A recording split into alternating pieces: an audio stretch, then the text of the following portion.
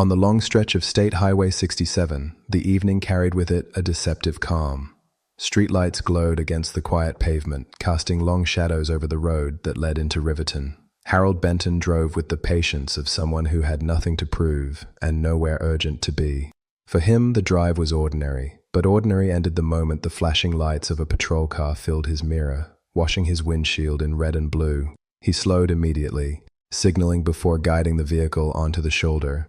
The motion was deliberate, careful, almost rehearsed.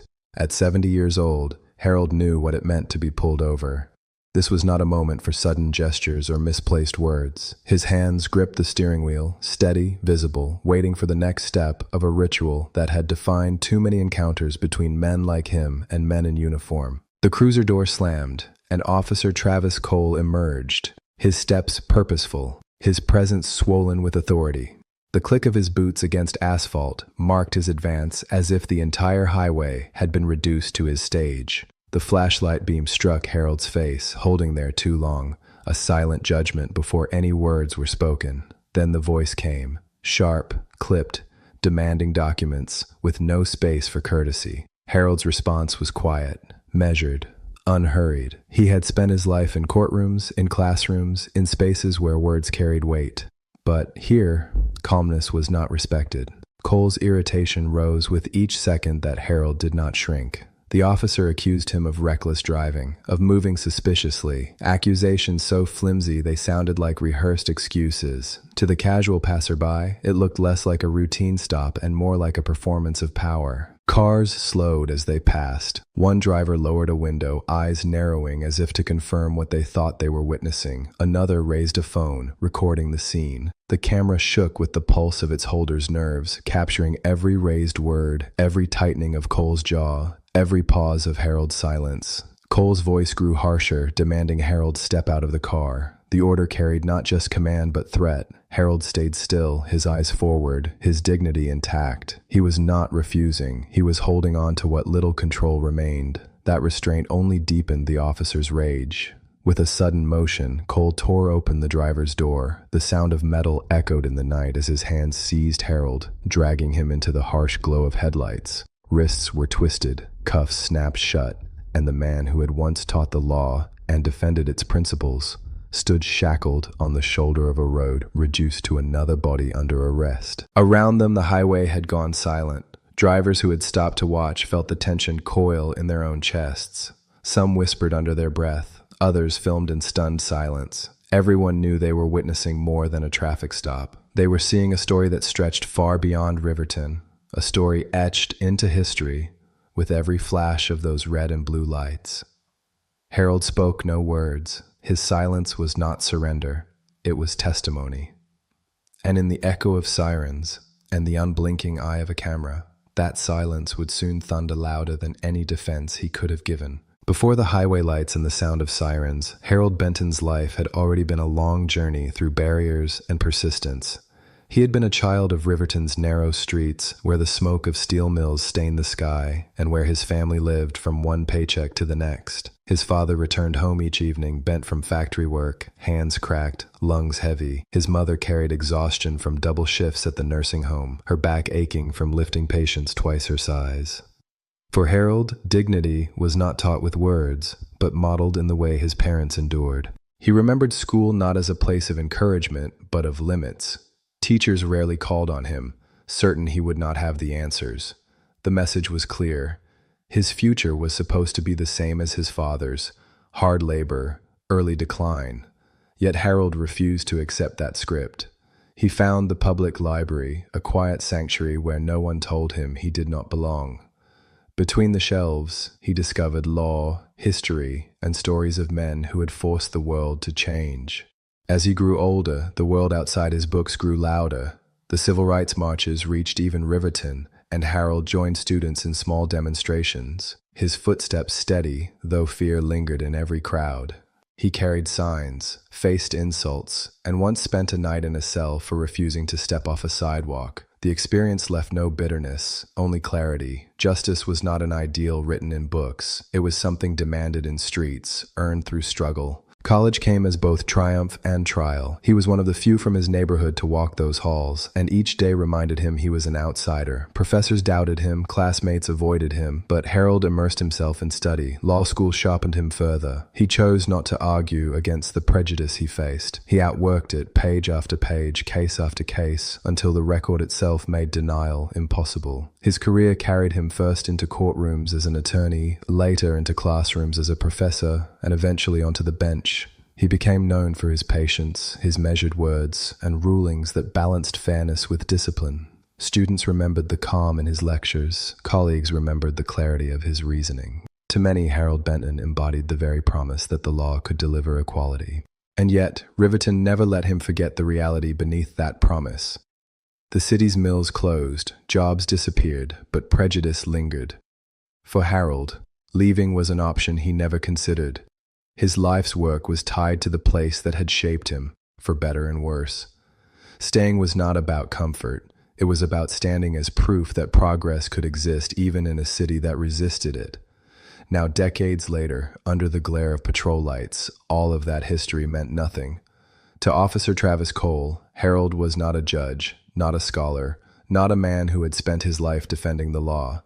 He was reduced to a figure sitting behind a wheel, another target of suspicion. The bitter irony was sharp. After years spent upholding justice, Harold Benton found himself bound by the very system he had trusted. And in that irony lay the truth he had always known. Dignity was never given freely. It was claimed, protected, and carried, sometimes even in silence, under the weight of handcuffs. The patrol car moved through Riverton with its lights flickering against shuttered storefronts and broken sidewalks. Inside, Harold Benton sat restrained, his body pressed into the hard plastic seat. The metal cuffs marked his skin, but the deeper wound was not physical. It was the knowledge that no matter how far he had risen, the same city that had once celebrated his rulings now carried him as if he were a criminal. Officer Travis Cole drove in silence, his posture rigid, his authority resting not in justice but in control. Every few moments he glanced into the rearview mirror, eyes cold, waiting for Harold to flinch or lash out. But Harold remained still, his silence deliberate. It was not passivity, it was the refusal to surrender dignity to a performance designed to break him. At the station, the process unfolded with bureaucratic efficiency. Cole's report cast Harold as combative, his words carefully chosen to transform an elder into a threat. The narrative was familiar. Phrases like failure to comply and refusal to obey commands had filled countless reports before. Each word worked to reinforce the machinery of suspicion, a machinery that had ground down lives for generations. Tonight, Harold was its next entry. Fingerprints were taken. A photograph captured his face under the glare of fluorescent light. The flash froze not just an image, but the cruel irony of a man once trusted to interpret the law, now reduced to a booking file. His name became a number. His past achievements erased in paperwork meant nothing against the language of the report. The holding cell received him without ceremony. Concrete walls, iron bars, a bench scarred by years of use. A few men already sat inside, their eyes heavy from long hours of waiting. When Harold entered, recognition rippled through them. They whispered his name, some with disbelief, some with bitter understanding. For them, his presence was proof of a truth they had always known. Success, education, even prestige could not shield them from prejudice. Harold felt the weight of that realization. His story, once personal, had become collective. He was not alone in this cell. He was standing in the place where countless men before him had stood, their voices silenced, their dignity tested. The humiliation he endured tonight was not new. It was part of a long pattern written into the very structure of the city. Cole lingered near the door, satisfied with the silence he mistook for defeat. But outside the station, the world was already shifting. The video recorded by a passerby on the highway had begun to circulate. Screens lit up with the image of an old man pulled from his car, his wrists bound. Outrage spread quickly, voices rising in defense of a man who had once spoken for justice. Harold sat quietly, his eyes closed, breathing steady. The humiliation was sharp, but within it was something larger. The knowledge that his arrest was no longer just his story. It had become a mirror reflecting the inequities of Riverton, a spark igniting anger far beyond the walls of the cell. For Officer Cole, it was a single night's work. For Harold Benton, it was another battle in a lifetime of resistance. For the city, it was a reckoning that could no longer be ignored. The video moved faster than anyone expected. In the first hours, it lived on local feeds, bouncing between neighbors, whispered about in late-night phone calls. By the next day, it was everywhere. A man in chains. A judge turned into a suspect. A silence so heavy it drowned out every official word. The police department tried to contain it. Press releases described the arrest as routine, emphasizing safety, compliance, procedure. But the words sounded rehearsed, lifeless. Against the raw images from the roadside, they were nothing more than noise. People did not see safety. They saw humiliation. They did not hear procedure. They heard prejudice. In Riverton, tension thickened with every passing hour. Small gatherings formed on street corners, growing by nightfall into restless crowds. The courthouse steps filled first with students holding candles. By the second night, workers arrived after their shifts. Families brought children. Church groups came with banners. The chants were steady, but beneath them there was a sharper edge, a rhythm that carried more than anger. It carried warning. News reports amplified the contrast. Harold Benton's photographs from his years on the bench appeared alongside the shaky recording of his arrest. The man who once delivered judgments with measured words was shown bent in chains, silent under a flood of headlights. The juxtaposition was haunting, impossible to dismiss. Inside the police station, officers watched the protests grow from behind thick glass. Barricades were dragged into place. Patrol cars lined the streets. Every chant outside carried into the hallways, a reminder that the department was no longer shielded. By the third night, Riverton felt different. Streets once quiet after dusk now pulsed with the sound of footsteps and chants that echoed off factory walls and empty storefronts. Downtown blocks flickered with torchlight and phones raised high. Anger mingled with fear. Fear of what might come next. Fear of what had already been revealed. Officer Travis Cole did not appear. His name spread online, his face plastered on signs, but he remained hidden. The silence meant to protect him instead made him the symbol of everything the city refused to ignore. People demanded to see him, to hear him, to hold him accountable. The unanswered demand became fuel. By week's end, Riverton teetered. Marches grew louder, vigils stretched later into the night, and the air itself seemed charged. Shops boarded their windows, unsure of what the next evening would bring. The courthouse square glowed with candles that never went out, their light mixing with the red flash of police sirens stationed nearby. And through it all, Harold Benton remained silent in his cell. His silence was no longer just resistance, it was prophecy. The city stood on edge, staring into the dark reflection of its own injustice. Something was breaking and everyone knew it. By the second week, Riverton no longer felt like itself. The city had slipped into a rhythm of unrest. Days spent in tense anticipation, nights drowned in chants and flashing lights. What began as vigils with candles had become a storm that showed no sign of breaking. The video of Harold Benton's arrest continued to circle the globe. Each replay, each repost fueled outrage that spread far beyond Riverton's borders. Strangers who had never heard of the city now knew its streets, its courthouse steps, its police station barricaded in steel. To them, Riverton had become a symbol, a warning, a prophecy of what lay beneath the surface everywhere else. Officials struggled to hold their ground. Press conferences promised investigations, independent reviews, transparency, but their words fell into a void. Outside, the people were no longer waiting. They had stopped listening. Each denial, each carefully rehearsed statement, only deepened the sense that the truth was being buried under procedure. The police presence grew heavier with every gathering. Barricades lined the courthouse square. Armored vehicles idled in the shadows. Officers in protective gear stood shoulder to shoulder. Their silence was not calming. It was menacing. Each night the city gathered anyway, the chants louder, the drums faster, the banners brighter. Anger had mixed with determination, and together they formed something harder, something unbreakable.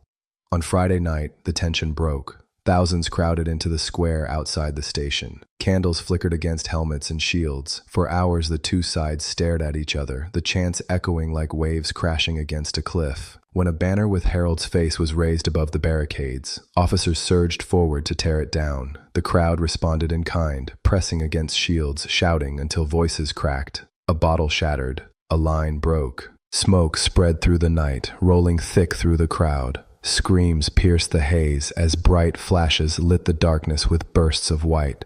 Families stumbled through smoke, children coughing, parents clutching them close.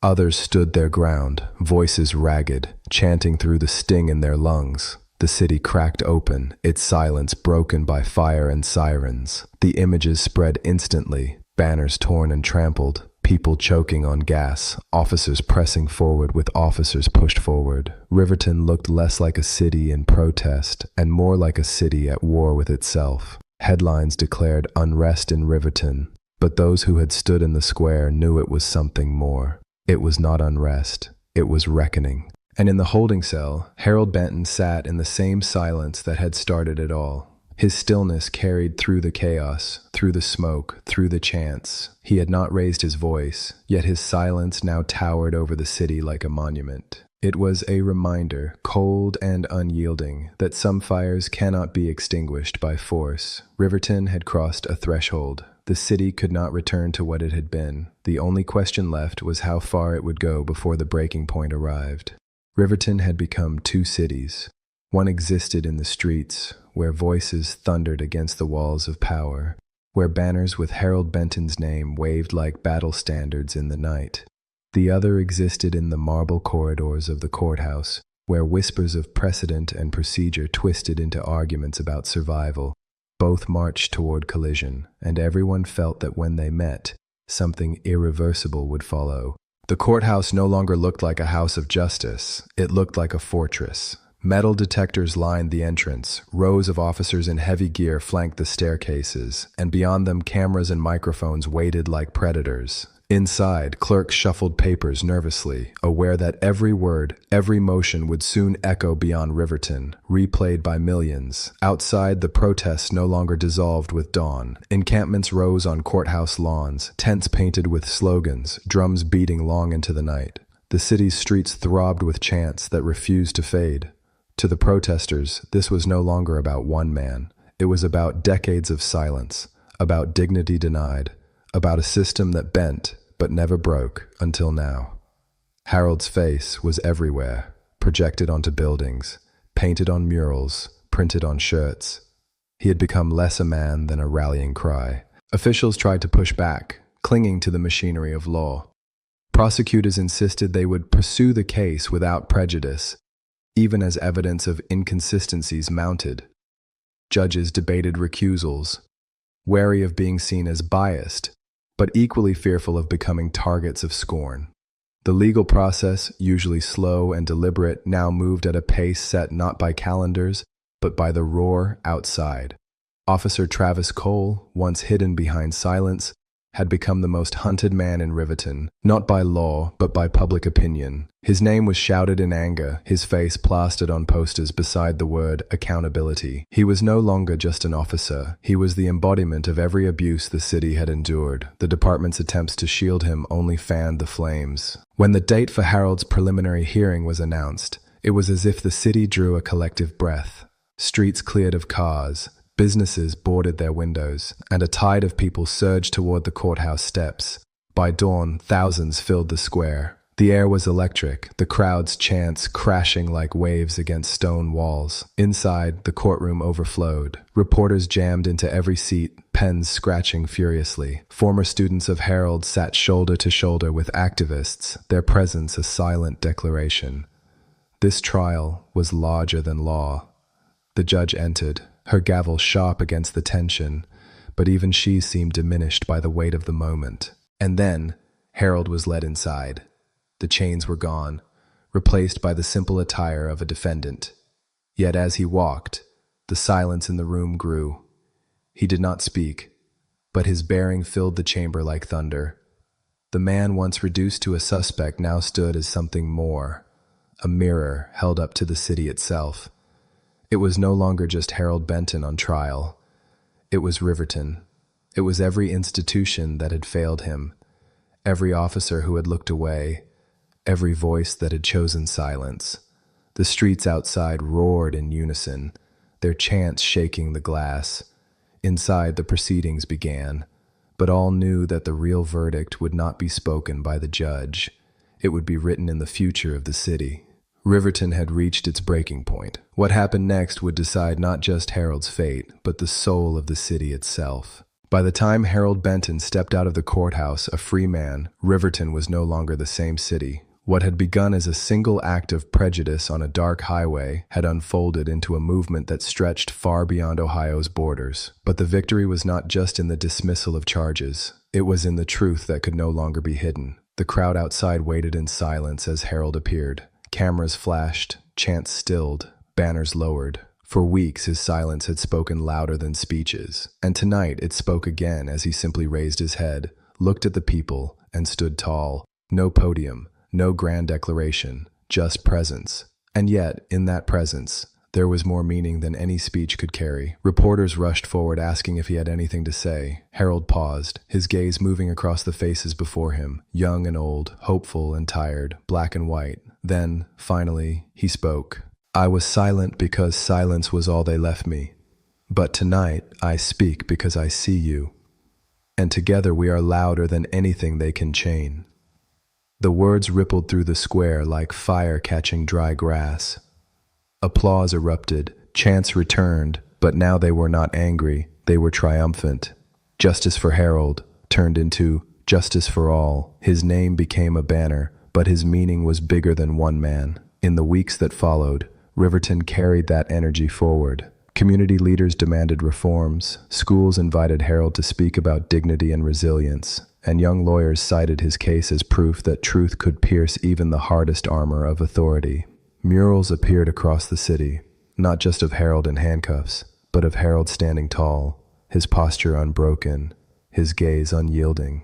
But Harold himself avoided the spotlight. He returned to his classroom, where the chalkboard was his courtroom, and the minds of students, his jurors. To him, the real victory was not the fall of one officer or the shame of one department. It was the spark lit in a generation that would refuse silence. One evening, as he left the university, he overheard students debating the case in the courtyard. They weren't just speaking of him, they were speaking of justice, of dignity, of the weight of silence and the power of truth. Harold stopped, listened, and smiled. For him, that was the proof of triumph. Not the roar of the crowd, but the quiet certainty that seeds had been planted. In the end, Harold Benton did not win by shouting the loudest, or by breaking his silence with anger.